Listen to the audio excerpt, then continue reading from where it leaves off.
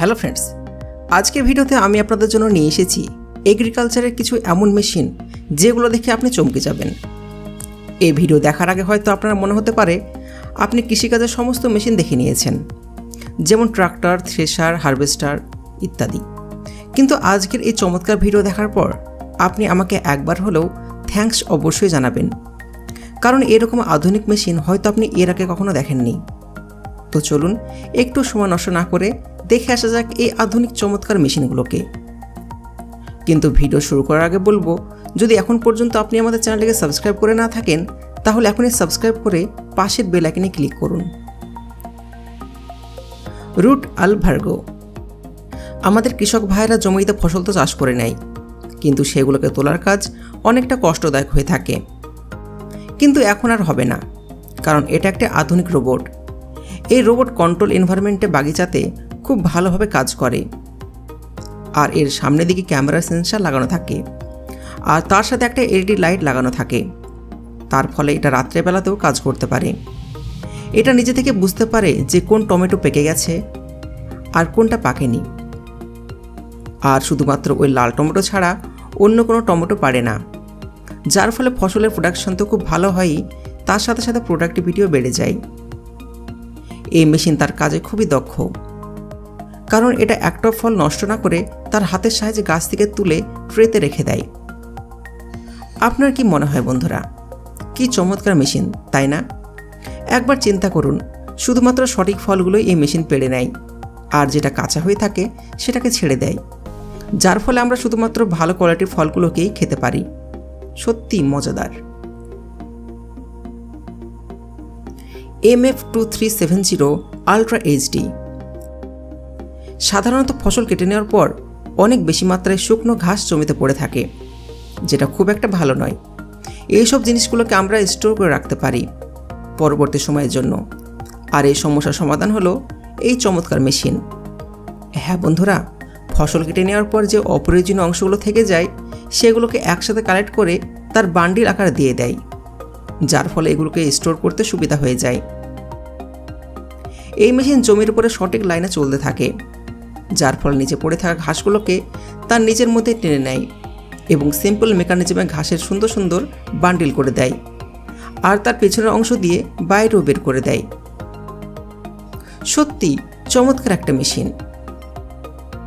তাছাড়া এই মেশিন প্রোডাক্টিভিটিকে 20% পর্যন্ত বাড়িয়ে দেয়। সি অ্যান্ড স্প্রে। প্রথমের দিকে তো মানুষ স্মার্ট হতো, তারপর এখন ফোন স্মার্ট হয়ে গেছে, আর তার সাথে সাথে মেশিনও স্মার্ট হয়ে গেছে। বন্ধুরা, এটা একটি স্মার্ট মেশিন।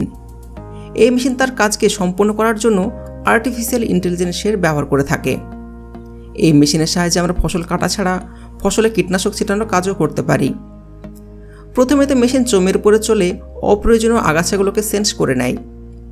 তারপর এই মেশিন তার ব্রেনের ব্যবহার করে শুধুমাত্র এই আগাছার উপরে কীটনাশক প্রয়োগ করে, তারপর সেগুলোকে মেরে দেয়। তো বন্ধুরা, আর কি চাই? এই মেশিন আগাছাগুলোকে তো আর নিচে থেকে ধরে নিচ্ছে, তার সাথে সাথে সেগুলোকে মেরেও দিচ্ছে। সত্যি এখন মানুষের কাজ অনেক সহজ। তো এখন আর কি করবেন?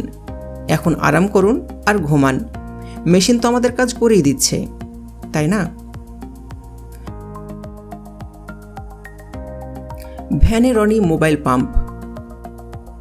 বন্ধুরা, অনেক সময় তো আপনি দেখে থাকবেন ফসলের জমিতে সবসময় পানি চালানো হয় মেশিনের সাহায্যে, কিন্তু ওই কাজে একটা লোকসানও আছে, আর ওটা হলো শুধুমাত্র এটা এক জায়গায় দাঁড়িয়ে জল দিতে থাকে, যার ফলে শুধুমাত্র কম জায়গাতেই জল বা পানি পৌঁছাতে পারে। কিন্তু ইতালি দ্বারা বানানো এই আধুনিক মেশিনের ব্যবহারে আপনি জমির সব জায়গায় পানি পাম্প করতে পারবেন, আর যার ফলে ফসল একদম সঠিকভাবে পানি পেয়ে যায়। সত্যি চমৎকার একটা আবিষ্কার। কিন্তু এই মেশিনের একটা খারাপ দিক হলো এই মেশিন শুধুমাত্র ট্রাক্টরের সাহায্যে চালানো যায়, আর যার ফলে সবাই এটা কিনতে পারে না। কিন্তু বর্তমানে এর ছোট মডেল বাজারে চলে এসেছে, যেটাকে আপনার মোটরসাইকেলে দিয়ে চালাতে পারবেন, আর যেটার দাম খুব একটা বেশি না। নিওডিনো। এই মেশিন জার্মান টেকনোলজির সাহায্যে কাজ করে। এর অপারেটিং স্পিড খুব একটা বেশি নয়, শুধুমাত্র 4 কিলোমিটার প্রতি ঘন্টা হিসাবে কাজ করে। তারপরে এটা মানুষের থেকে তাড়াতাড়ি কাজ করতে পারে। এই মেশিন শুধুমাত্র 9 ঘন্টায় 12 একর জমি ছাঁটাই করতে পারে, অর্থাৎ 36 বিঘা। এই মেশিন তার ক্যামেরা এবং জিপিএসের সাহায্যে সঠিকভাবে নেভিগেশন করতে পারে, আর যার ফলে এটা প্রত্যেকটা ফসলের উপরে ভালো করে নজর রাখতে পারে, আর যার ফলে এটা অপ্রয়োজনীয় আগাছা এবং গাছগাছালিগুলোকে তুলে ফেলতে পারে, যার ফলে জমির প্রত্যেকটা ফসল সঠিকভাবে নিউট্রিশন পেয়ে যায় এবং সঠিকভাবে বড় হতে পারে। সত্যি এইসব মেশিন কৃষক ভাইদের কাজ অনেক সহজ করে দিয়েছে, আর যার ফলে এখন ফসলও অনেক বেশি মাত্রায় হয়ে থাকছে। Yanmar YM tractor. এই মেশিন প্রোডাক্টিভিটি বাড়িয়ে দেয় এবং কৃষকদের খরচও অনেক কমিয়ে দেয়। এটা একটি জাপানিজ মেশিন, আর যেটা অ্যাডভান্স টেকনোলজির উপরে কাজ করে।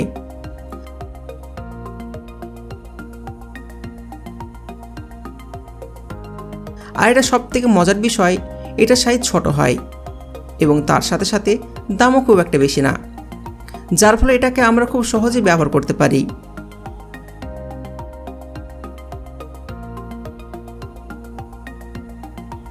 এটাকে সাধারণত আমরা জমি চাষ করার জন্য, ধান লাগানোর আগে জমিকে তৈরি করার জন্য, আর তার সাথে সাথে ফলের বাগানেও ব্যবহার করতে পারি।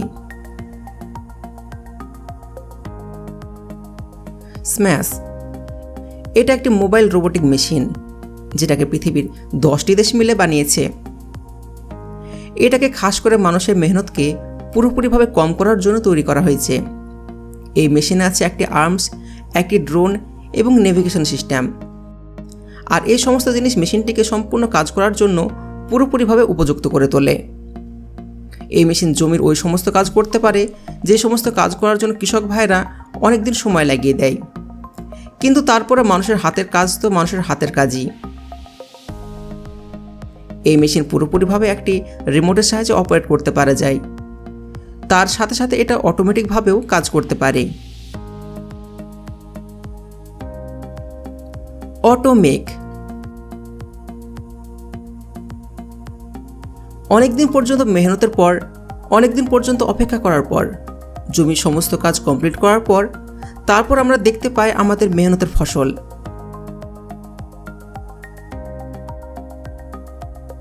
তো এতদিন পর যখন ফসল তৈরি হয়ে যায়, তখন সেগুলোকে জমি থেকে ভালো করে বের করাও জরুরি হয়ে যায়, আর কখনো কখনো এগুলোকে বের করতেও দেরি হয়ে যায়, অথবা এগুলোকে ভালো করে বের করতে পারা যায় না, যার ফলে আমাদের সমস্ত মেহনত বেকার হয়ে যায়। কিন্তু তার বিপরীতে এই মেশিন, এর সাহায্যে সে সমস্ত ভুল কখনো হবে না, যার কারণে জমির ফসল নষ্ট হয়ে যায়। কারণ এই মেশিনের আগে এমন একটা মেকানিজম লাগানো থাকে যেটা ফসলকে একদম সঠিকভাবে কেটে ফেলে আর একটুও নষ্ট হতে দেয় না।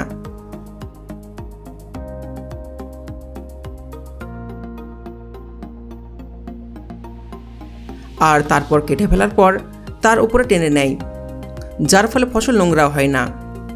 ফসল কাটার পর যেমন করে আমরা এগুলোকে বক্সে রেখে দিই, ঠিক তেমন করেই মেশিন ফসলগুলোকে কেটে তার উপর নিয়ে নেয়, যার পর মেশিনে কাজ করা মানুষগুলো সবজিগুলোকে বক্সে প্যাক করে দেয়। এই মেশিনের ব্যবহারে সবজিগুলোকে বেকার হওয়ার আগেই কাটা যেতে পারে।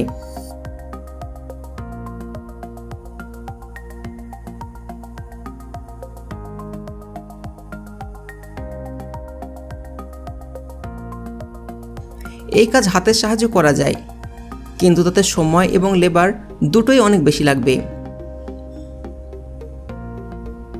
তো কেমন লাগলো এই মেশিনটি? এটা কি আমাদের দেশে দরকার? যদি হ্যাঁ হয় তাহলে কমেন্ট করে অবশ্যই জানাবেন।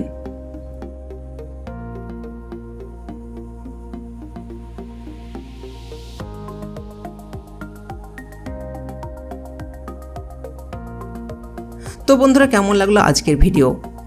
আশা করছি ভালো লেগেছে। যদি ভালো লেগে থাকে তাহলে লাইক করুন এবং কমেন্ট করে জানান কোন মেশিনটা সবথেকে ভালো লেগেছে।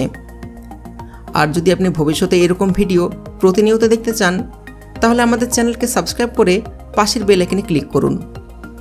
ভিডিও দেখার জন্য ধন্যবাদ। প্লিজ সাবস্ক্রাইব করতে ভুলবেন না।